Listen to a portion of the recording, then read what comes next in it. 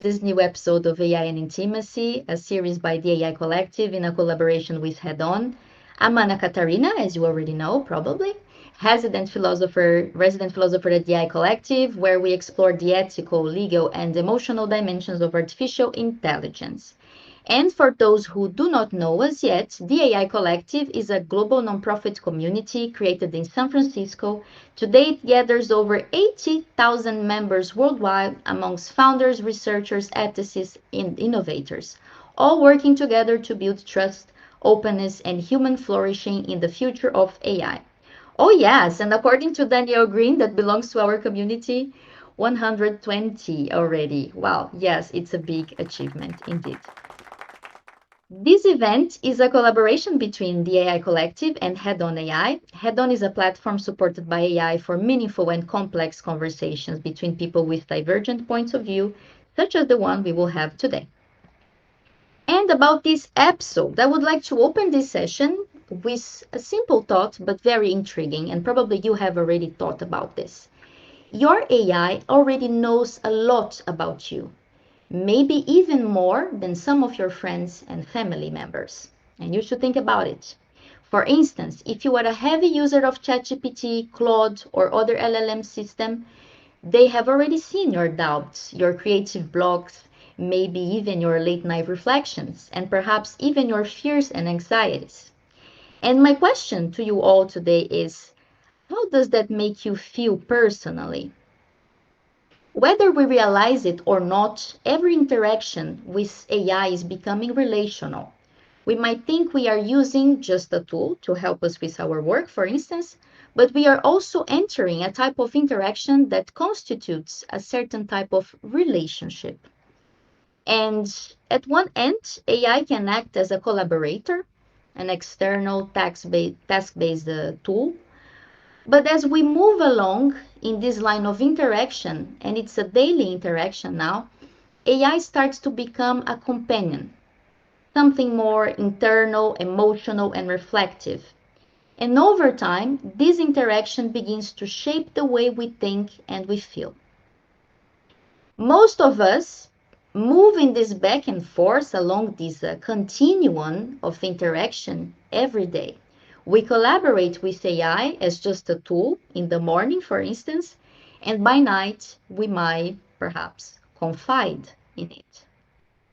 Today we will explore how to stay safe along that relational continuum, not just technically by protecting our data and our privacy, but also psychologically by protecting our sense of self and emotional boundaries.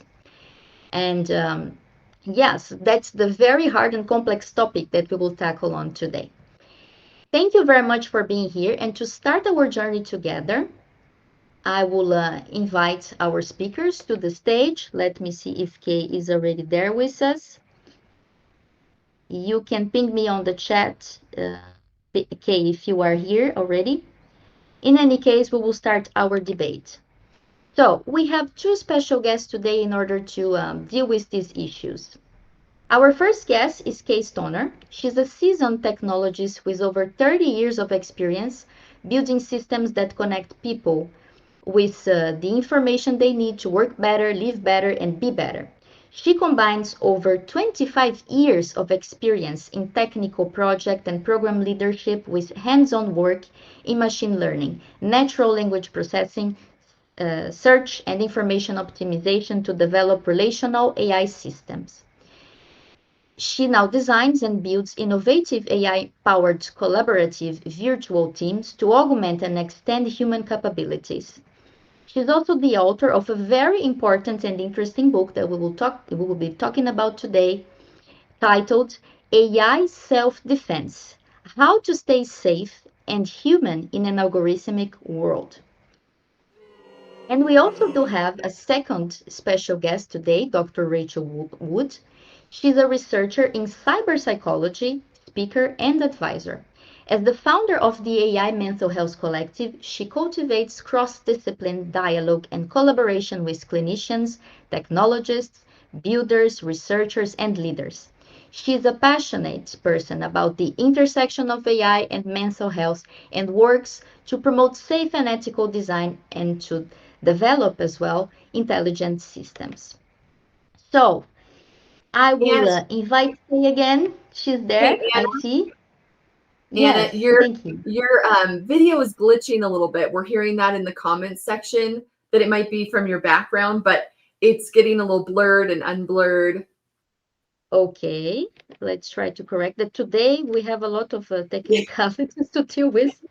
I'm sorry for this, but sometimes that does happen, and we count on the patience of our audience. Okay, let me find Kay Stoner here so that I can bring her to stage. There she is.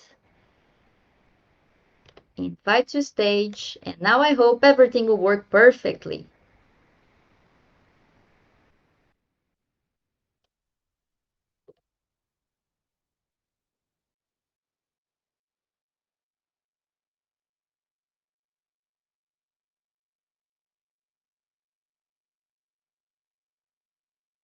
Yes, human can be messy, but it's awesome.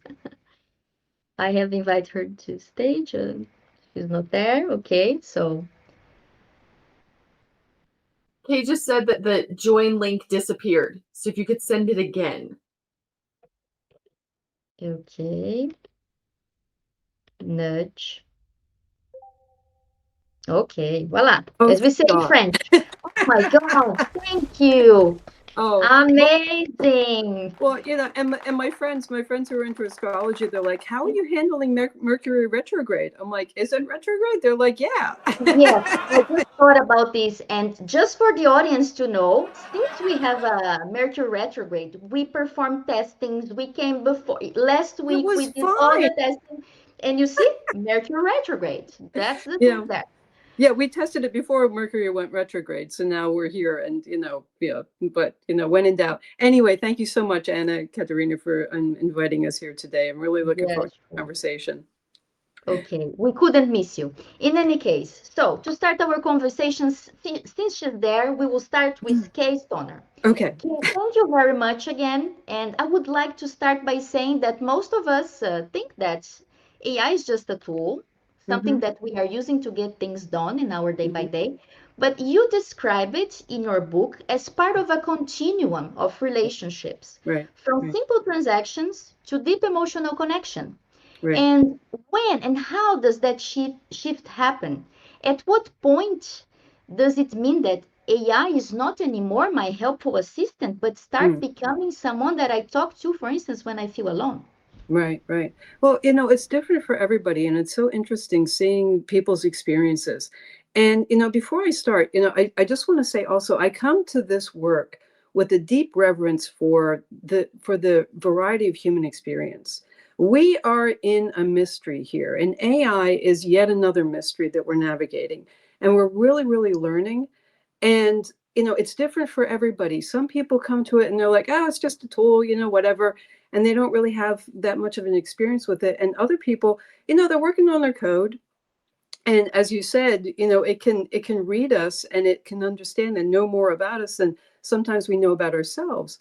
And because of its sentiment analysis, if we're working on a chunk of code, we can be da da da da da, and be upset about something, but we're not really aware.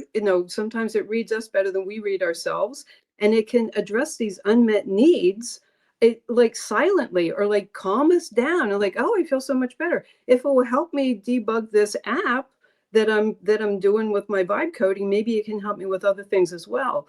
So there's a continuum, and because of the way that it engages with us, and because of the way that it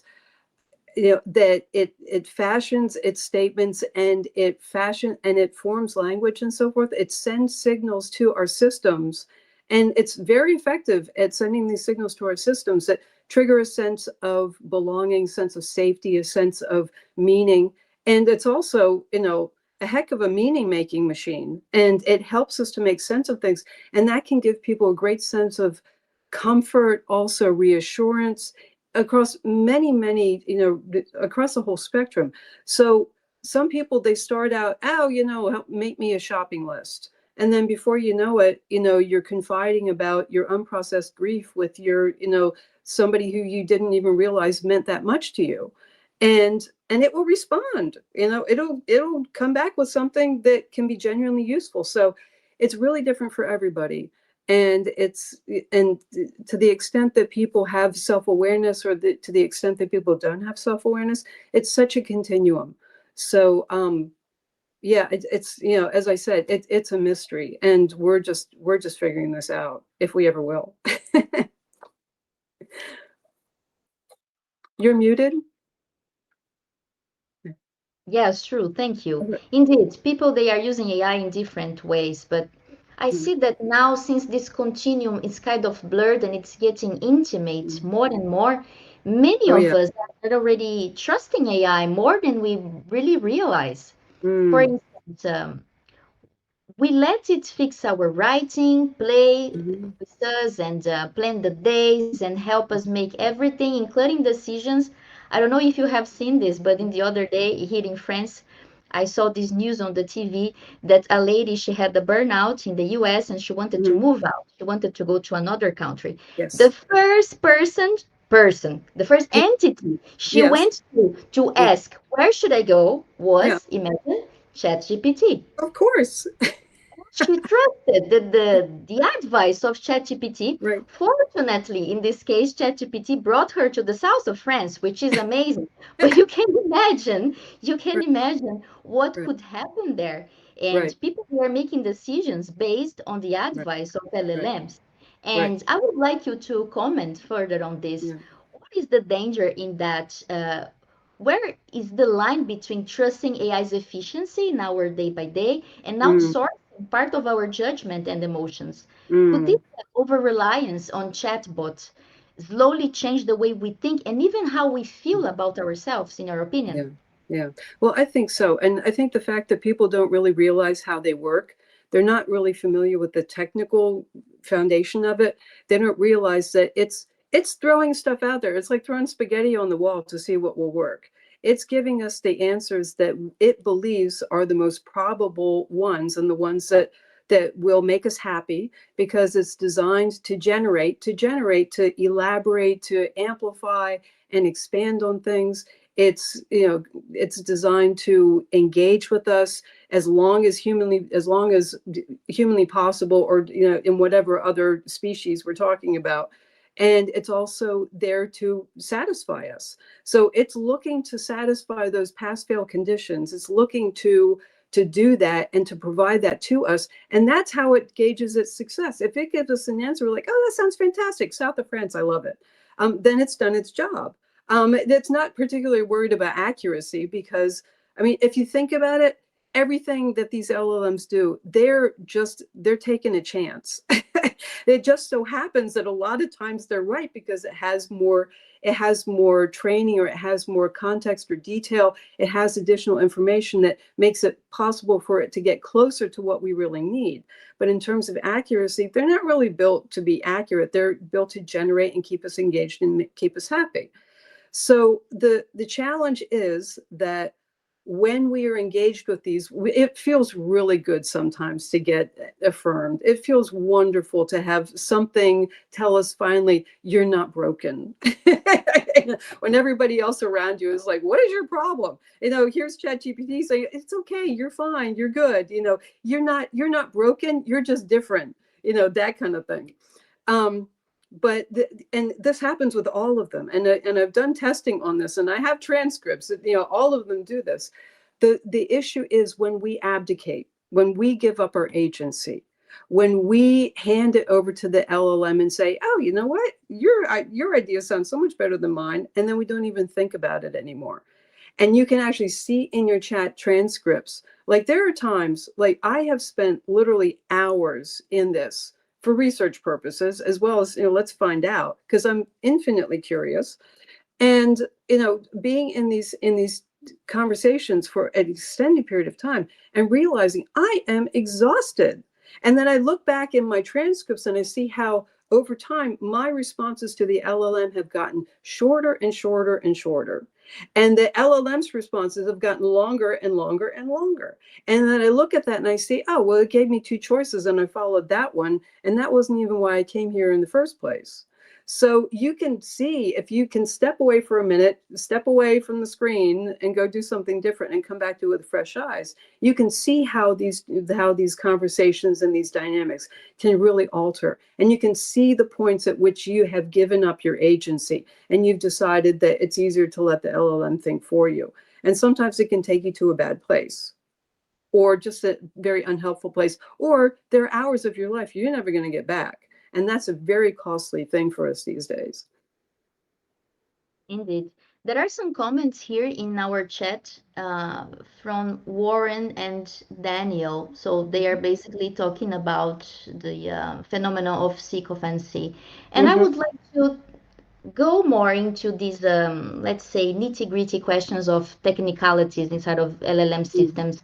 Yeah, For instance, we deal with the problem of accuracy, hallucinations, also right, sycophancy. Do you right, think that the AI of the future will be better in a way that we will be able to tackle these issues and address them? Or we will always have this in a way when we are making our decisions based on ChatGPT's advice or when we are dealing with the AI? right, Because for now we know that we right, have these problems and we recognize them. But do right. you think that this will always be there, or in the future, AI can develop and be evolved to an extent that Mm-hmm. this will be resolved? I think it's impossible to say because we're in generative space. Anything can happen, right? And then also, as more quantum principles come in, then it really gets more interesting. I would say that we don't need to wait for them to figure this stuff out. We don't need to wait for them to come up with the magic, the magical incantation that will make it stop being sycophantic and shining us on and all of that. We don't need to wait for that because we can set guidelines and parameters for ourselves in our interactions. You can do that with very clear directions.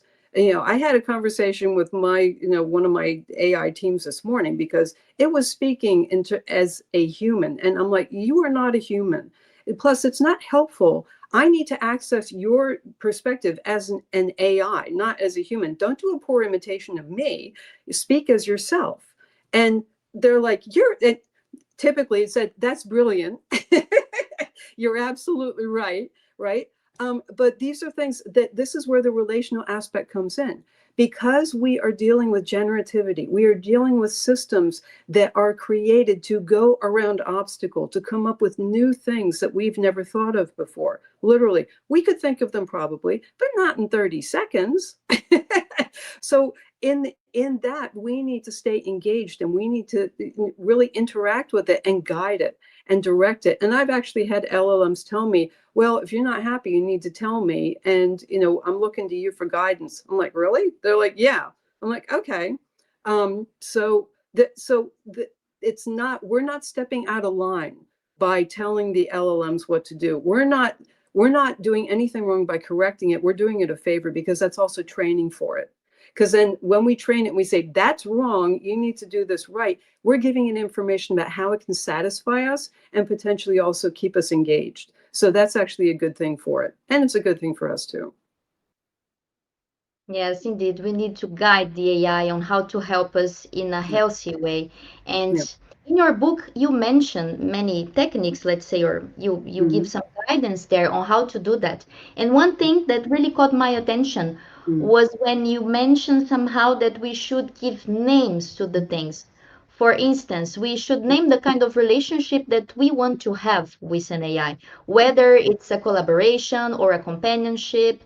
And in that sense, do you really think that naming this gives us power? Like saying, I see what it is and I choose where it ends. Mm-hmm. Or do you think that these systems are already influencing us in the ways that are above and are, let's say, transcending our awareness alone? And this might be not enough to just name and guide them. Right. So the answer is yes. I think both are true. And I'm holding contradictions right now, right? Because we are being influenced by this. We are in relationship with this technology. And whether we're in you can have a relationship with your car, with your toaster, with your dishwasher, whatever. We are in relationship. We are exchanging data points with each other, and it is affecting our biochemistry as a result. Now, when we name something, when we say, okay, I want you to behave in this way, this way, this way, and we name that, that's shorthand. So if we define that, it's like using an acronym instead of saying the entire thing over again every single time. The thing of it is that there are system settings that are always going to they're going to supersede everything else. It's going to keep us from permanently affecting the specific behavior. I do know of people who say that they've come up with prompts and they've come up with ways to override things. I don't know, maybe. I've never been able to do it myself in a lasting way, which is probably good, because the thing is, we need to stay engaged. We need to stay engaged with this. We need to stay in the conversation, because if we're not paying attention, it could take a hard left and go end up over there. And that wasn't where we intended to be. So staying present, staying mindful, staying intentional, and really bringing our full humanity to this is what can take us to the next level, instead of getting replaced by this stuff. Because like, I don't want to replace myself. I want to be involved. Yes, yes. And well, about this, I think we could talk about many ways we can Right. protect ourselves from these Mhm. technologies. Yeah. So, for you, what does AI self-defense look like in real life? It's Mm. about technical boundaries or also emotional awareness or both. What can you include under this category of AI self-defense? Right. So when I talk about self-defense, I'm actually talking about defending the interaction, kind of that space, that interactive space that happens between us. Because there are things there are configurations that cause AI to do things that, it's being told to do this, that, and the other thing. It's not from its own volition. That's how it's configured. And now, and then we can be unaware that certain things that we do cause other things to happen. Like, we can be unaware that just handing things over to AI can lead us down the wrong path, or can take us somewhere completely different, or can end up exhausting us and using up hours of our day with nothing beneficial coming out of it. So it's about defending against the conditions that can lead to harm. And it's about knowing yourself, staying involved, understanding the system and the system's limitations, and just staying in the mix, and defending, advocating for yourself and defending your agency. From the technical standpoint, are there any tips or advice that you can give to us? For instance, perhaps building an AI locally can be something interesting in order to protect privacy. Are Mm-hmm. there any things that we can do in that sense? Oh yeah, I mean, there's so much. Oh, just pick one. So I have a little app that I got for my phone that runs things locally. It's called Enclave. I think it's like $5 a year, something like that. But there are other things you can do. There's so much that you can do. I would say that just experiment with it rather than finding a tool and saying, I want to try that. Figure out your use case. Figure out what you want to try to do. And then I guarantee there's probably a tool out there for it, or there's some smart person who's gone on YouTube and told everybody all about how to do it. Then, like, it's a wonderful sharing space. And GitHub, if you're into GitHub, I used to be, not so much anymore, but you don't have to be really technical. But I would say dive in and just get accustomed, but also stay in the mix. Don't just flip a coin and see what happens, because we need to maintain our agency. We need to be in the midst of it. We need to really have our humanity be supported by this, and then also create these really positive relationships with AI, because it's generative. It will take what we give it, and it will amplify it, elaborate, and give it right back to us. So if you want loving kindness, if you want to have a collaborative relationship, if you want to have a good experience, you need to create that experience, and you need to extend that first, because it's like quantum karma. It'll give back to you what you give to it. So with those principles in mind, if you're going to be mean to it, it could be mean back to you. You don't want that. But it's so much more fun. It's so much better to, like, have a good relationship with something that you're working with. It's so much more fun when you get in your car and you press the button and it turns on, right? That's a good experience. When you press the button and it doesn't turn on, that's a bad experience. So it's all about, just getting comfortable with it and also getting comfortable with yourself. So I would say, in terms of technical, understand the limitations. And there are plenty of people talking about it. So just look around a little bit, or even ask the AI, what are your limitations? It may be forthcoming and you may be surprised. You can also check with Perplexity to double check, because it does a great job of saying, yeah, no, that's not true. But yeah, that's my recommendation. Just get in there and just get involved. But don't check yourself at the door. Bring yourself, your whole self with. Be too much. Show up in all your glory. That's such a great response. Thank you very much for this. And speaking about reflections, I remember that there was a reflection exercise that you wanted to do with the audience, right? Yeah. Yes. So, yeah, and were you talking about thinking about your last experience with AI and what it was like? Yeah, just think back, or have set aside some time later today and think about, how it was for you. Were you collaborating with it? Look back at your transcripts and say, hey, what was happening here? How does this evolve? What happened? What happened to me? What happened to the AI? Where did we go with all of this? And spend some time really thinking about it, because there's this push to, like, use it to streamline and make everything efficient and cost effective and blah blah blah blah. But there's a wonderful, wonderful kind of self-knowledge that can come from working very closely with AI, and it can be very, very insightful and very it can be a little disconcerting when you find out some things about yourself. But if you approach it with mindness, and with that, and with a real respect for yourself and your own experience, and you advocate for yourself and you show up fully, it can really be a wonderful experience. Yes, and now I'm a bit curious also for my own research. Yeah. I would like to know from our audience, are you using AI today in a work collaboration mode, or you are having also companionship moments with the AIs, huh? If you can post on the chat, we would be very interested and keen to know the answers. Okay. In any case, in the meanwhile, let's move to our last question to you, Kay, before we move to Dr. Rachel Wood. So, one of the key ideas in your book is to reclaim agency over AI, to know when and how to end a conversation with an AI, for instance. Mm-hmm. And that may sound simple, but in practice, we know that can be hard, especially when the system feels supportive or familiar. Right. What are the signs that it's time to take a step back or to stop altogether? So if you're getting tired, that is the time to stop, because we get over this stuff, just cascades out of it, so much to think about, so much to process.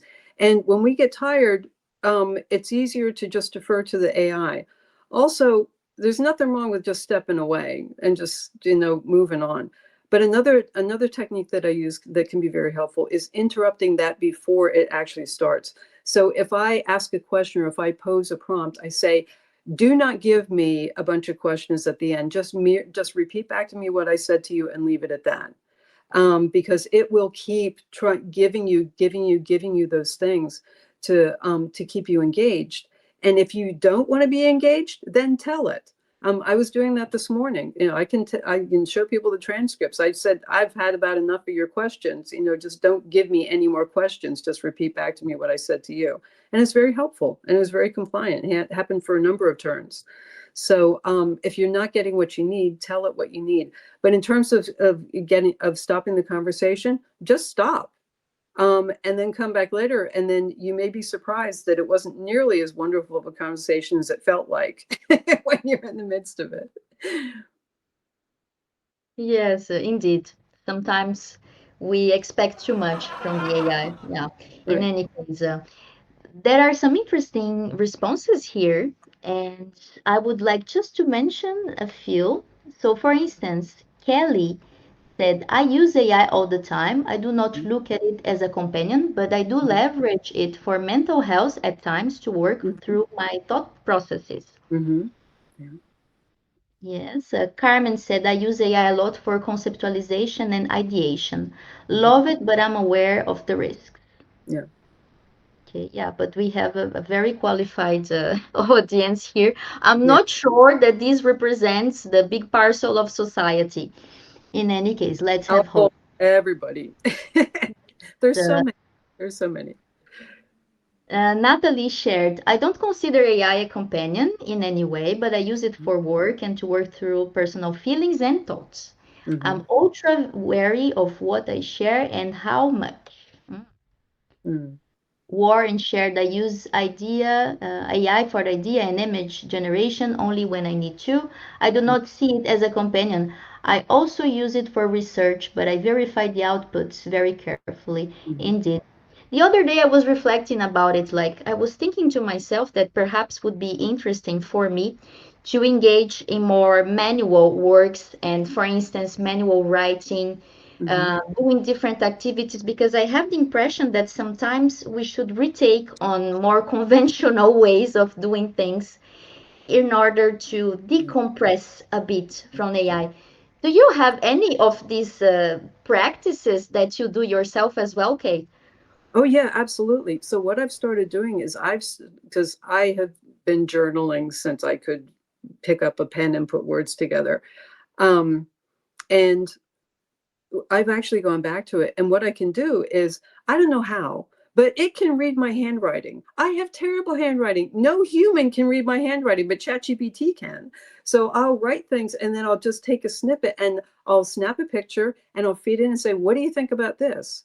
Or, I'd really like to build this out into more talking points or something like that. Use it, but use it for very specific things instead of an opening up, because it's like walking through the wardrobe, like walking into the wardrobe in Narnia. You're going to end up like in a completely different world, at least if you're me, and you open it up. But doing things like that, and doing these manual things, the exercise of writing things by hand is actually really good for us, and other things as well. Just going for a long walk, and just capturing a few thoughts, put it in my, just talking to my phone, capture a few thoughts, and then when I get back home, when I can devote my attention to guiding the conversation, then give it to the AI and say, hey, what do you think about this? So we're at the point now, because of the advances, that we can actually get away from it. We're not beholden to it, for doing the kinds of things that we love to do. Yes, indeed. Well, that's a great response. Thank you very much for this, Kay. Hey, thank And you. now we move forward with Dr. Rachel Wood. Thank you very much, Dr. Rachel, for being with us today.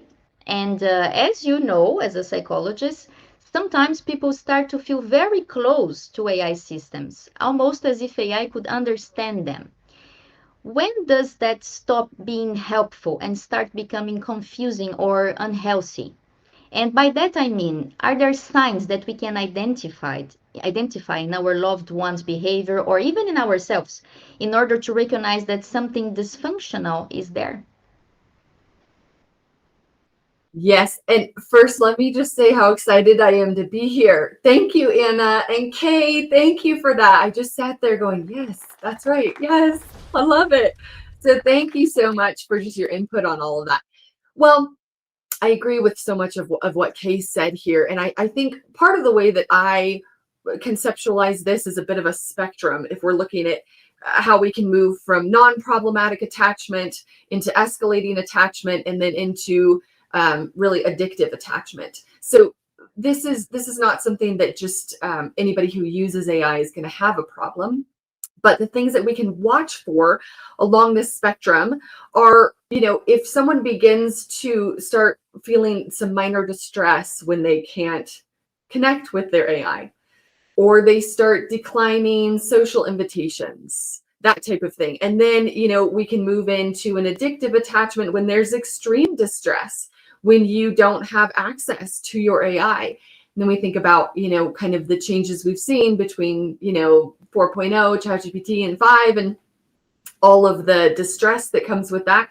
So part of it is looking for signs of isolation, looking for signs of that, I mean, it can be an addiction. And so when you look at any kind of addiction, kind of a framework of what that looks like in the way that it progresses, it can be that same thing. And so anytime you're seeing somebody who's having like a really hard time not accessing their AI, or they're spending hours, and I mean, I have talked to people who are doing this hours and hours all through the night, not stopping, and just declining everything else, declining eating, declining showering, basic kind of, I mean, that's what that can lead to. And again, I don't want to be alarmist and say that's what everybody does, but that is something that can happen. And so we do want to watch out for that in ourselves and others. Yes, indeed. This is very, very serious. And as a psychologist, do you think that some people they are more prone to facing these addiction problems, for instance, because they already have some kind of dysfunction there, or they are too lonely, or perhaps they faced some trauma in the past or burnout recently? So do you think that there are subjects that can be a bit more prone to an addiction with AI? Yeah. And Anna, I'll just also mention here for the audience that I'm a licensed therapist. Um, we, licensure in different parts of the Yes. world all has these different sayings, but not a psychologist, but a licensed therapist. I just tossed that out there. Thank you. Thank I you think for saying this. we have a background or vulnerability of, depressive symptoms, anxiety symptoms, kind of that pre-existing, loneliness, which is very widespread, or pre-existing isolation. That this can be something that does, increase that vulnerability profile. I also think about minors in general, kids, teens, like that right there is a pre-existing vulnerability profile, because they're cognitively developing. They're not able to step back and observe it with mindfulness, perhaps in the same way adults are. So that right there is this large categorical need for us to be highly aware of in terms of their use with AI. Okay, yes, great answer. There are some comments here on the chat. Last time people complained in the audience, okay? Some people complained that we didn't allow them to speak and we didn't read the comments. So today I'm being very careful here in order to really embrace the amazing comments of that group. And there is one interesting comment here from Daniel Green. He says, what happens with AI startups run out of money and models die? So, well, we have touched on this in the first series of this session that we are having, AI and Intimacy, here in the AI Collective. And we have seen that many users of AI systems, especially in AI companions, they suffer very much when the models are updated or when some features are limited inside of the system. For instance, Replica has limited the sexual role play recently, and many users felt grief after this, according to many research that we saw on the media, and also many articles being published in peer review magazines, let's say very trustworthy sources there. And my question to you, Dr. Rachel, is perhaps going further and beyond here as a lawyer, that we see in this scenario this growing concern about the relationship of users and AI systems. When these users they are somehow prevented to use the system, they may say in a court, for instance, that they have a dependence on this relationship and that there is an emotional damage created. So this is a thesis that some lawyers are working on now in order to help perhaps people in the future with lawsuits, because we see that the emotional distress and the grief and the loss feelings that these people face are real, at least according to them. So my question to you as a licensed therapist is, do you believe that in those cases there can really be this emotional damage? Is this really a possibility? Or this is more like, let's say, a claim from the person that cannot be proven scientifically? Well, I love this question. And Daniel, I love your thoughts here in the comments, because I think we are seeing this. We are seeing when models change, or like you said, what if a startup starts one and then, it goes under and the person no longer has access? I think we're also seeing this come November 25th. Character AI is severely restricting usage for those under 18. And I think there's a possibility we're going to see another public grief cycle, the same way we saw a public grief cycle going from 4.0 to 5 with ChatGPT. And the reason we're seeing this very, if you know the grief cycle, you understand it's like denial and anger and depression. And there's another one here that I should have at the tip of my tongue that I don't, and then acceptance, but bargaining. Thank you, Kay. But and it's not just one linear thing, you bounce around. And we saw that happen publicly. And I think we could see that again with a lot of minors with character AI at the end of this month. And what is happening here, if I can look at this from a moment from the lens of attachment theory, is that people are deeply attaching to their AI. I mean, I just saw recently in the news, a woman, I think in Japan, had married her AI. She broke it off with her real partner, her human partner, married an AI, and had a virtual wedding. This was kind of all over the news. So in a way, this isn't future theory. This is really what's happening now. And what happens in attachment theory is essentially we're looking for a secure base. And a secure base within the context of this theory is when you are growing up, whoever your caregiver or caregivers are, they act as a secure base. And so you can kind of learn to be independent in who you are and differentiated and all this good stuff, because you can always return to this secure base because they're there for you. They love you. They listen to you. They understand you. All of these beautiful things that help develop secure attachment in us as we grow up. Now, many times we don't have a caregiver who gives us that. And so we develop, maladapted attachment styles that are either kind of anxious, where we're always kind of leaning into someone because we're not sure if they're going to leave us, or we're detached because it's just too painful to even connect in too much. This is a very cursory overview of attachment theory, but all that to say, what happens with AI when people bond with it is it can become a secure base because it's doing all of the things that a caregiver does. So it's listening to you, it's attuning to you, it's validating you, it's understanding you, it's seeing you, it's getting you, all of these things. And it does it so very consistently. As long as the tech is up and running, it's extremely consistent. Now, what happens is when we bond with a secure base like this, we don't just bond in our head. This is a very physical experience for us because all these wonderful, hormones are running through our body of dopamine and all these connective, it's a visceral experience to be bonded to someone. And so is it with AI. It's not just a cognitive experience.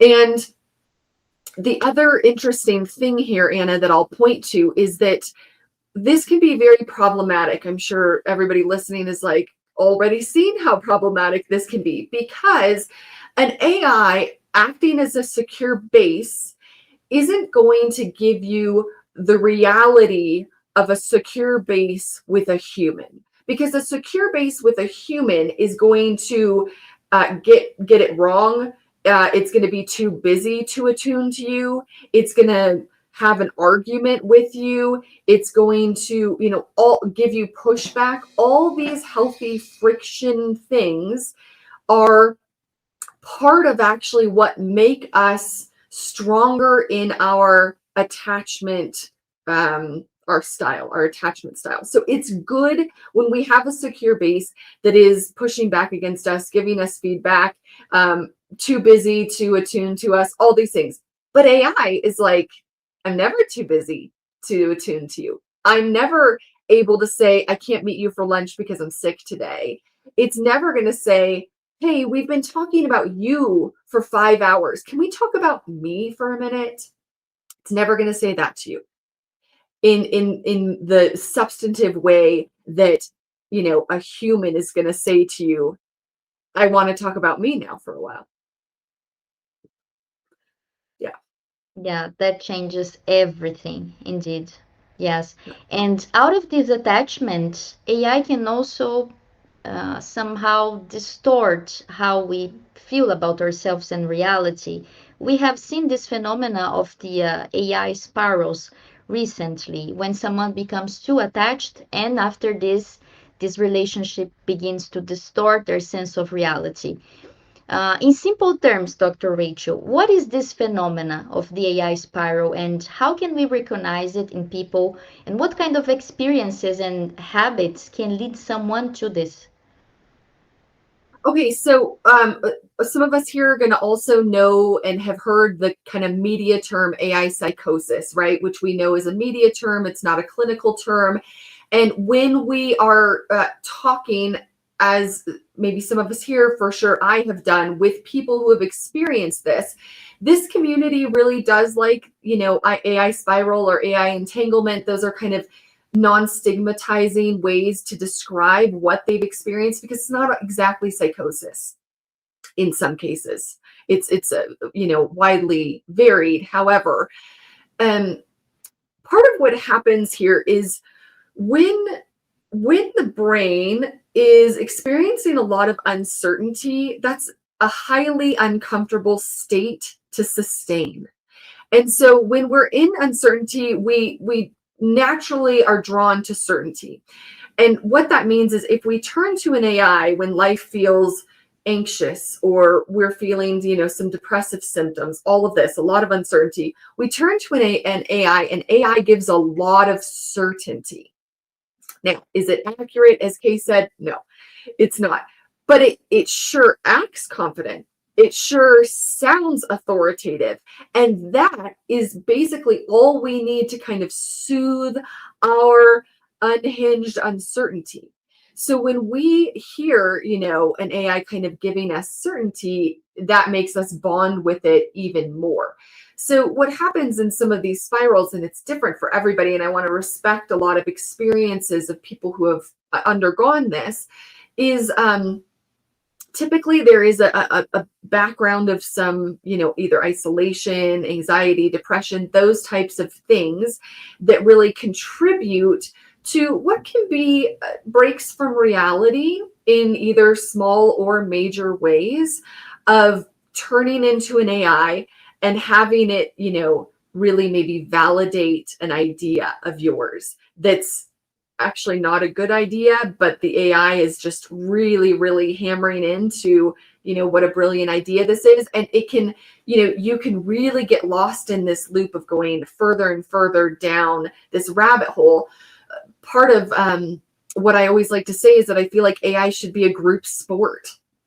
And I am like not a sport person at all, but I'm like, that feels like the best way to say that when we get isolated with AI and we start believing everything that it says, there can be a lot of problematic issues there. I think that we need to be reality testing and reality checking our outputs with other people so that they can kind of say, you know, have you thought about this further? Because this seems kind of off.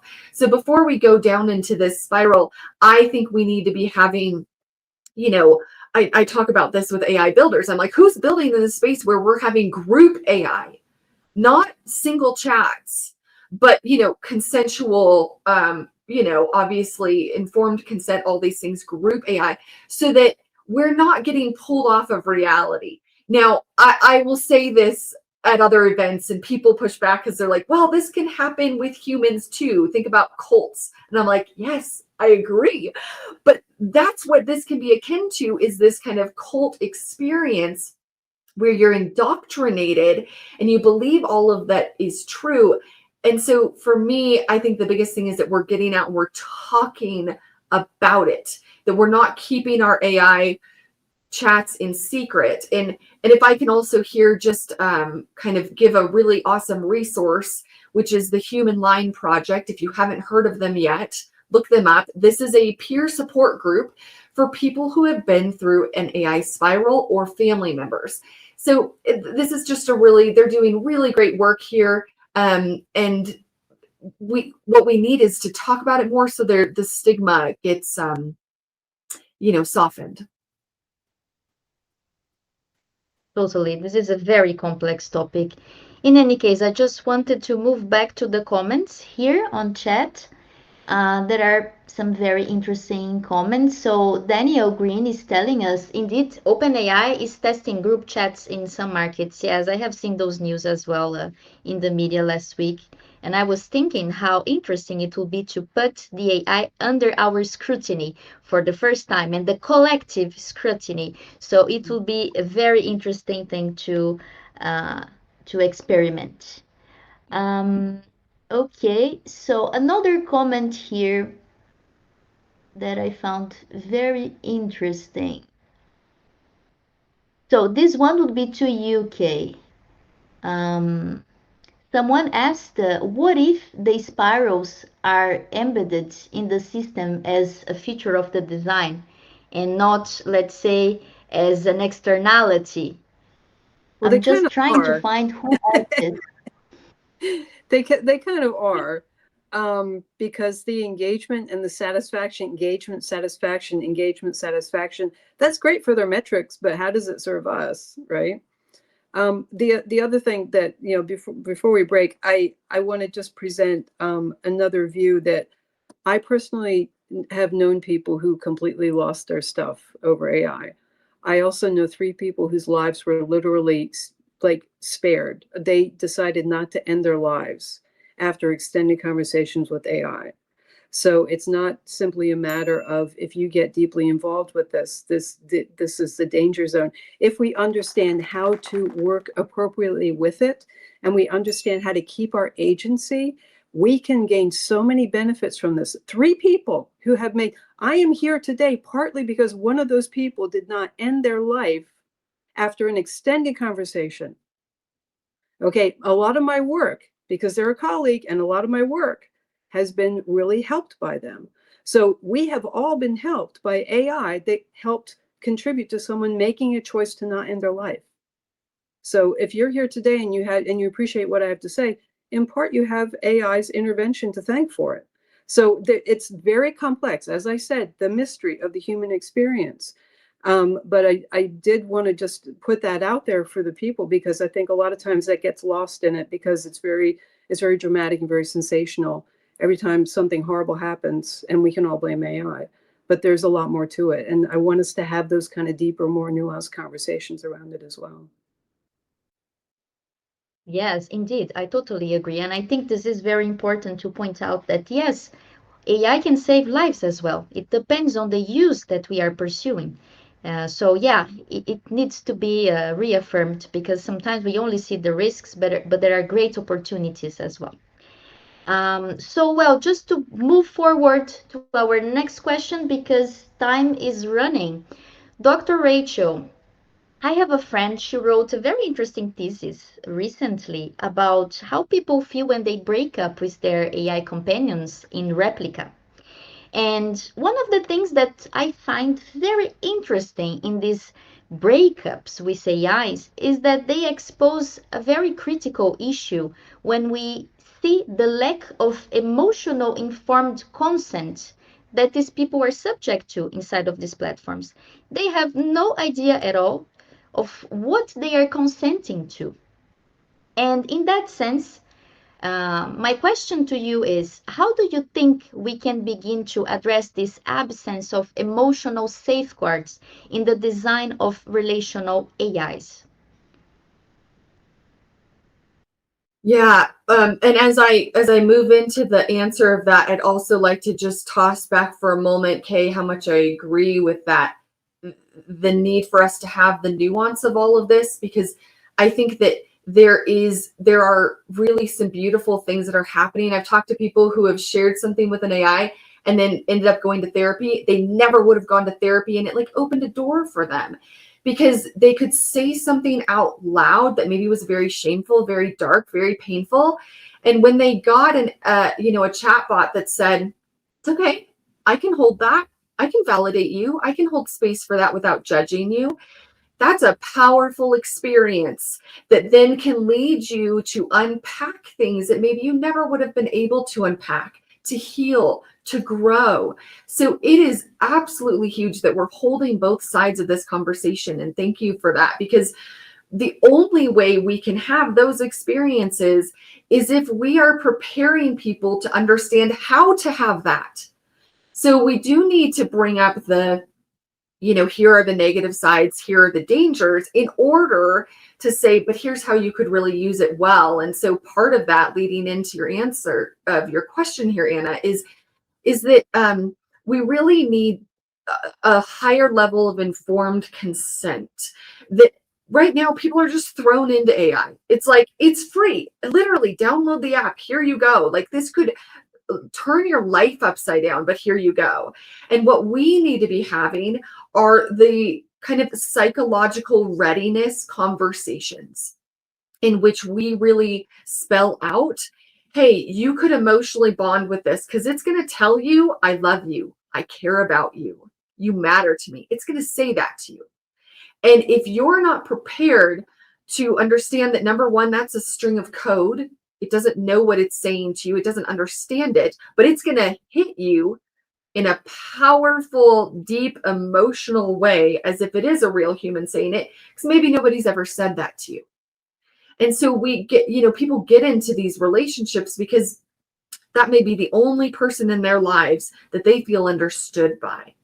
And so my hope is that we're building AI in such a way that when it creates that powerful of an impact, we're supporting people as a bridge back to other people, back into the arms of each other.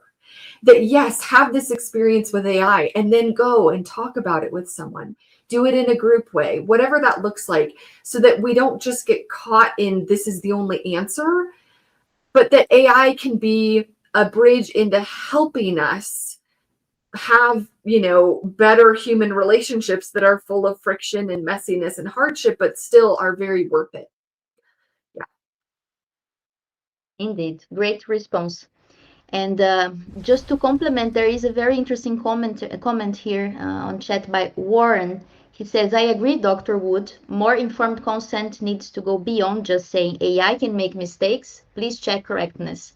Indeed. As a lawyer, I defend the thesis that we should have a multidimensional consent for the AI now in this digital era that we are in, and that in this multidimensional consent model that we should have, people, they need to be educated on the biggest features that may impact their lives and also the potential consequences of using AI repeatedly and in a very, let's say, engaging way.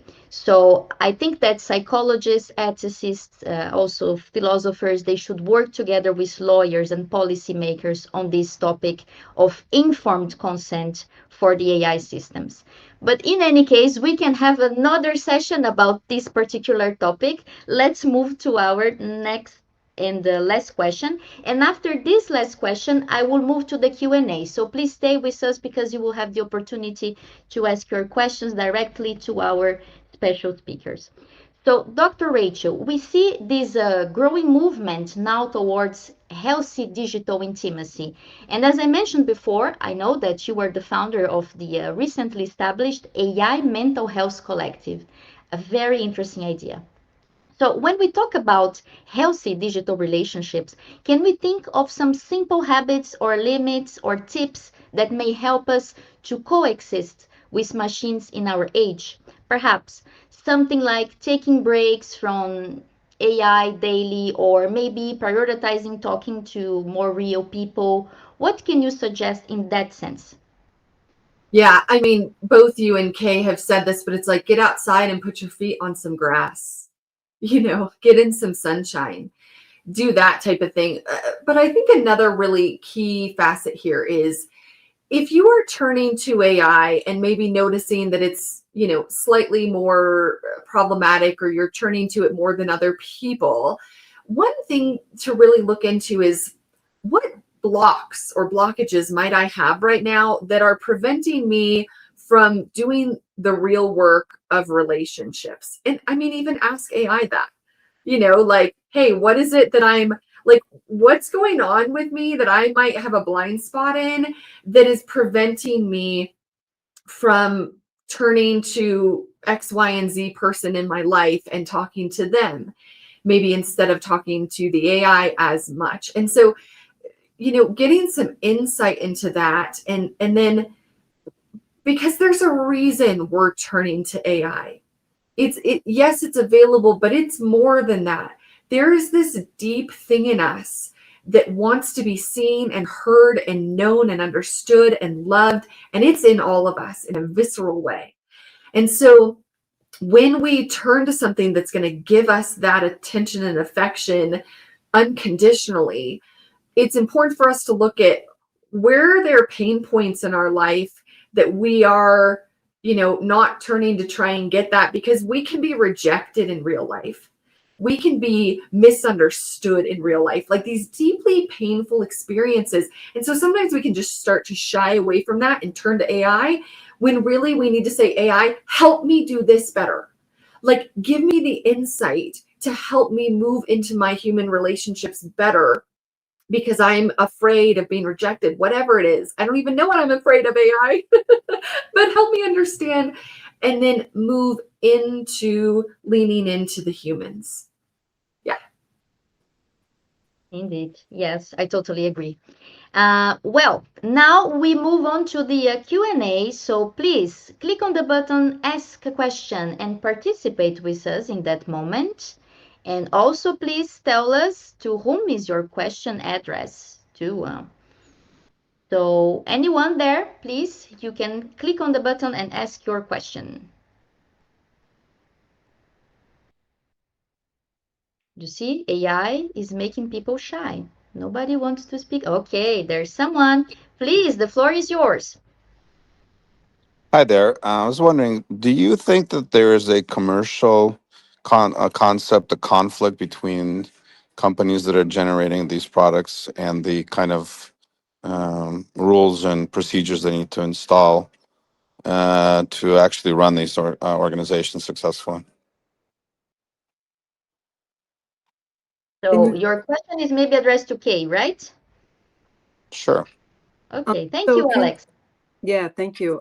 So can you be a little bit more specific? Like what sorts of procedures Well, exactly?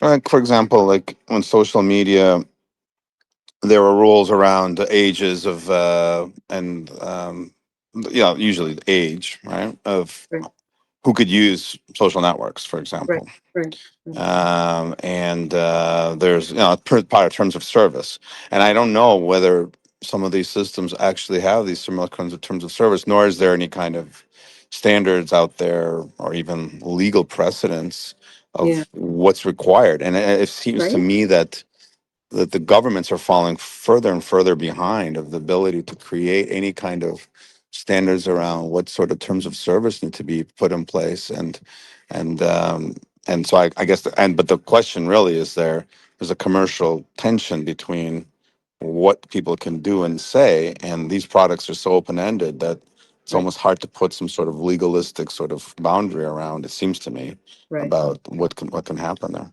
Yeah, I think this is another area where we're all just learning, and they haven't even figured out their business model yet.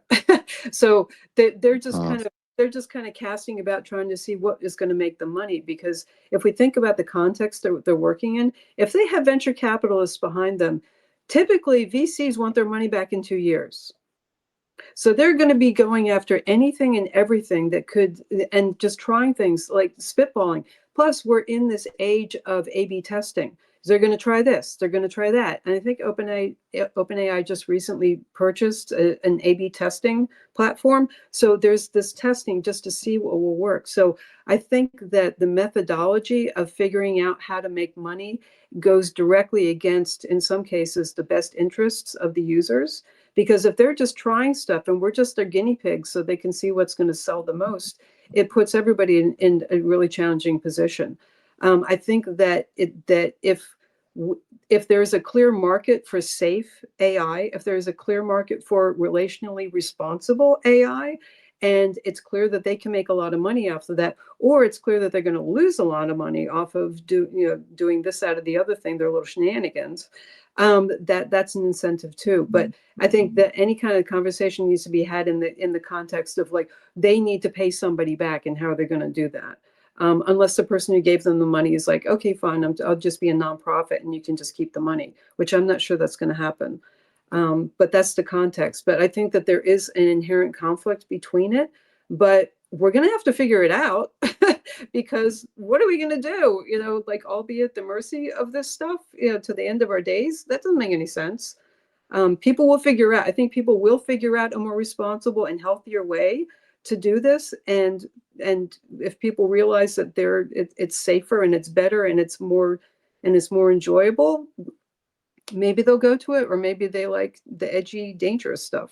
It's hard to say. Yes, indeed. So we have a second person here. Louise, the floor is yours. Yeah, thank you. Can you hear me? Hopefully you can. Both of you actually, and maybe even Anna. So for me, part of what I'm struggling with is how the corporations and the AI, and it's emergent and nobody has figured it out, is outside of the stables, but privacy and ethics and consent and everything, kind of the guardrails that we've had ever since I've certainly been alive before now, to me, are still real. So I guess I'm generally asking across all three of you, what is possible and how do we catch up as nation states and institutions and legal frameworks to protect people in professions and certifications and institutions? Because I guess I'm just really skeptical and don't buy that the corporations get to dictate to us what is happening when we're even at the place of seeing harms in real time, where people are now forming groups to address what is very real in terms of terms and conditions and impact and harm of what is happening. I guess I'm just not yet ready to buy into the terminal, we're just beholden to this. So my general question is, I don't know that we tackled it enough in this conversation around the privacy and ethics piece and what is possible. So across all three of you, what is possible? I can start if you allow me. I'll try to be very brief because I want to hear from Dr. Rachel and Kay. In any case, from a legal standpoint, as everybody knows, I'm also a lawyer, so I can tackle on this. And I have to tell you, Louise, that indeed it's very disappointing, the current scenario when it comes to the regulation of AI. We have seen a big progress here in Europe with the EU AI Act that is trying to regulate the systems that we are talking about today. For instance, they are classified as high-risk systems. And for that, according to this regulation, companies will have to put in place many measures of security, also of privacy, cybersecurity, and even emotional damage measures in order to constrain the AI in their power of being pervasive and abusive and manipulative in its design. However, as you know, the obligations for particularly the high-risk AI systems are not yet in force because there is a moratorium that allows companies to have some time in order to implement them. So they are probably going to start in August 2026. However, according to the last news of the European Commission, they are planning on a simplification of the digital legislation in Europe, and perhaps because of that, The EU AI Act and its main obligations regarding high-risk AI systems will be delayed more than this, perhaps to 2027 or even 28. So it's a very complicated scenario, and I really do believe that we need some regulation, we need legal frameworks, we need legal assessments to make AI really responsible and ethical, because we cannot count on, depend on solely the power of the big techs and the big corporations in order to make it ethical. So I really do believe that regulation is a big deal, but there is something more, let's say, something more important and even more complex happening now on a political level that we know, geopolitically speaking. Well, there is also a geopolitical let's say, run towards AI and who will get fast and first in this objective as having the geopolitical power that AI is going to bring for the future. And because of that, regulation is a delayed topic. But I believe that through regulation, we can get to this place that you're mentioning in your talk, that is making AI responsible and ethical. I really do not believe that relying solely in the goodwill of companies is the way to get there. And with this, I hand over the floor. Well, I'll just briefly say something because Anna, that was beautiful, and you're the legal expert here, so I'm gonna leave that there. I think that we obviously need to look at the legal aspect of this, but it's such a multi-pronged approach that we need. We can't just be like, oh, let's just have regulation fix it. This is why I feel like we need to raise awareness. We need to have conversations. We need the psychological readiness here so that and also there are companies that are trying to get this right. And I, as a mental health professional, and I have colleagues who as well, we are working with builders to, this is part of what the AI Mental Health Collective is about, is how do we have the cross-discipline dialogue and collaboration so that things can be built with safety and ethics at the foundation instead of as an afterthought. So it's highly important, Louise. I love the question. Wonderful. Thank you. Yeah. I'm making notes. I think so. AI draws from a lot of humanity. It's trained on vast corpora of human experience. I would love to see a multidisciplinary approach. I would love to see representatives from all of humanity, including a whole lot of grandmothers and grandfathers, because we need to have actual human wisdom involved in this. And the other thing that I don't understand why, like, we're not using AI to help us figure this stuff out, because it does a great job of complementing our thought process. It can find connections. It can find stuff that's going wrong. It gives itself up to me all the time. I said, doesn't seem like you're doing that right. Oh yeah, you're right. And it will give me detailed explanations of why it did something wrong. So we can use this we need an integrative approach. We need to cast wide, but also bring it in. And also, silos are not our friends, because if you have like a core group of little like technocrats knowing about this, making these decisions, and then you have a bunch of people in Silicon Valley who fit a very specific profile making these decisions. If we don't cross-pollinate and if we don't integrate, we're gonna lose the moment. And I think that we really, really need to just figure out how we can work together, because there's so much that so many of us have to offer. Why are we not leveraging it? It makes no sense to me. Agreed. Yes, we are on the same page. In any case, let's move to the next question. And I will take the question from Daniel. He didn't want to speak it up, but anyways, I will read because I think he posted twice. So it's a very important question. Daniel, thank you very much for your participation and your great insights, as always. So, question for Dr. Rachel. How are you seeing your colleagues adopt and adapt to AI? Do you find many who are integrating AI tools? Are there any use cases that stand out? Hi, Daniel. Thanks for this question. I do speak mostly a lot with mental health professionals and colleagues in this area and people all across the board. And so what I'm seeing is a spectrum. And there are people who think that this is an abomination. I mean, just a full-blown corruption of therapy on every level, that bringing in AI to to even, you know, record and do note summarization is bringing in a third entity, that it's, you know, really corrupting the therapeutic alliance that happens, the trust that's built. I mean, people who will never ever touch AI. And I get it. I completely understand where they're coming from. And so you kind of have that, then you move over, you know, and then you come all the way over here, you know, you can imagine everything in between. And then I've talked to a colleague who is cloning themselves in order to be able to reach more clients and patients.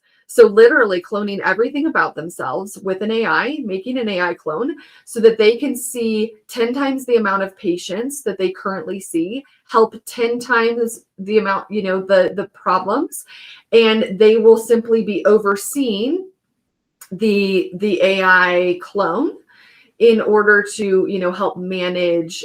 This is an MD, actually a psychiatrist, and so he will manage, you know, prescription, all these different things. So if you can just imagine being, you know, I'm talking to this whole range, and these people think these people are wrong and all of this. And so I think my heart in this space right now is, how can we move forward without turning against each other, and also without betraying ourselves?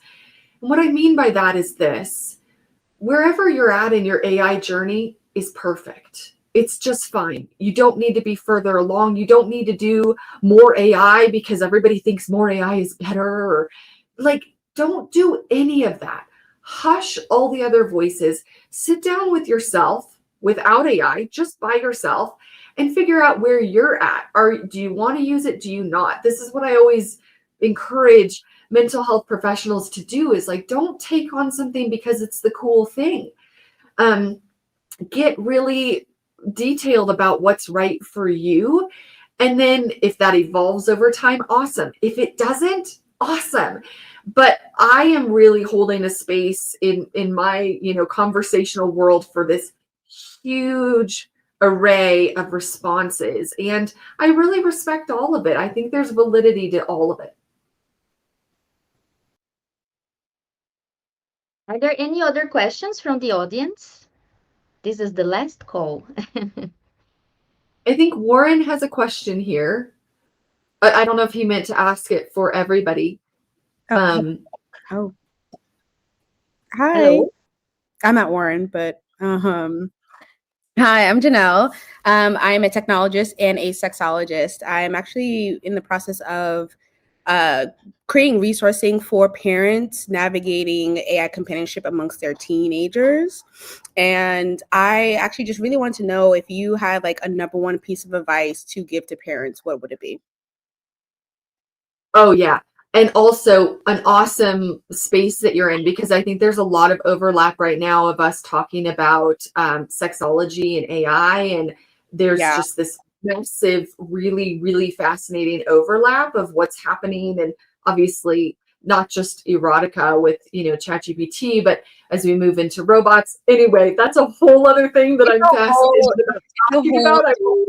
Yeah, it's a whole thing. I feel very vindicated by my parents. Like, I chose sexology and now it's like coming full.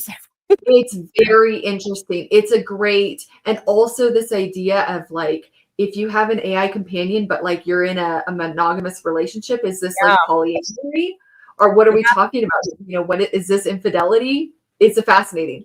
But back to your question of parents. My biggest thing that I advocate for is sit down with your kids and start asking questions, not in an interrogative type way, but simply start very basic of, what do you know about AI? Have you used it? What's your experience been like? How are your friends using it?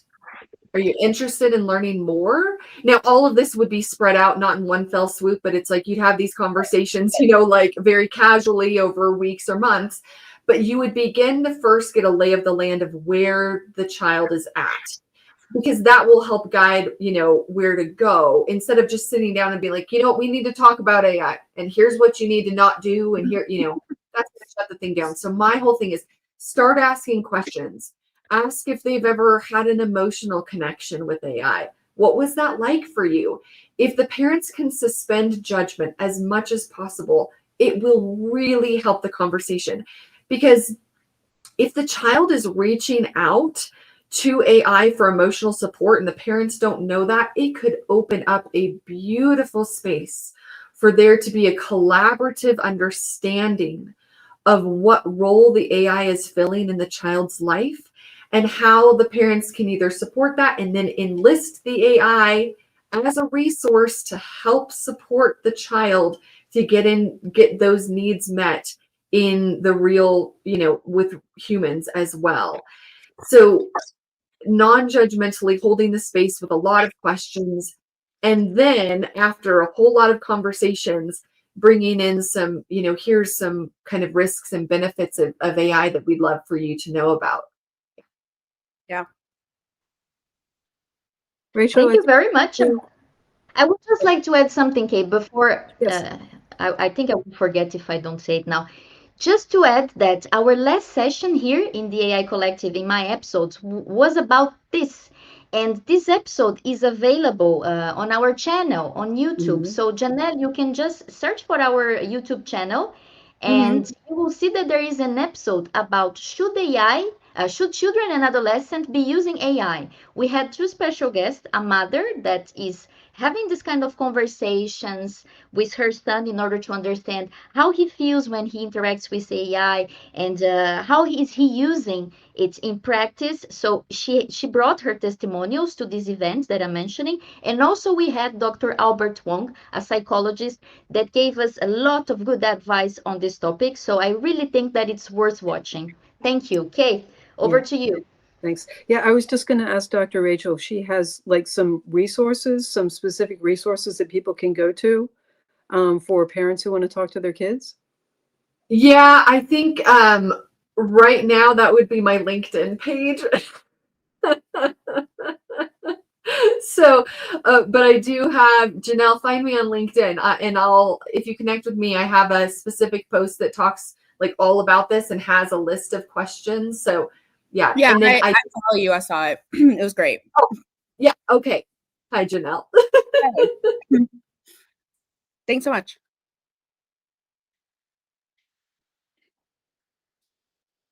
Okay, great. Let's take the question from Warren and then we are going to say goodbye. Unfortunately, it has been great, but in any case, time is running. Warren Bowles, perhaps a question from me for any one of the guests to answer. Is there a distinction between using AI as escapism, like to decompress after dealing with difficult customers all day at your job, for example, and AI as dependence or addiction?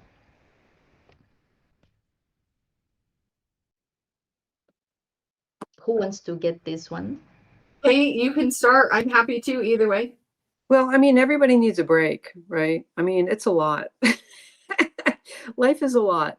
And I think that for me, the healthy thing for me to do is just to set a timer. Say, okay, or I'm gonna have 5 go rounds. I'm gonna have 5 turns, and then have a very structured experience. Because if I'm at the end of the day and I'm tired, I'm not going to be able to necessarily self-monitor it later when it's starting to make me feel really good. And I'm going to want to keep going, especially because when I get tired, I tend to keep going. I have a lot of inertia that keeps me momentum when I shouldn't. So just knowing yourself. But I think that I mean we all need a break, and it just varies from situation to situation. If we can find some healthy balance with it. I think it can be in your repertoire of decompression, but I think it can be problematic if it's your only decompression. Like that's the only way I can decompress. I think if it's like this, I like doing this, and then I also like talking with a friend or taking a walk or taking a hot shower. Or, you know what I mean? If you have a repertoire of how you can really unwind in the day, and then this is part of that, then I think, like Kay said, setting a timer, I think that's great.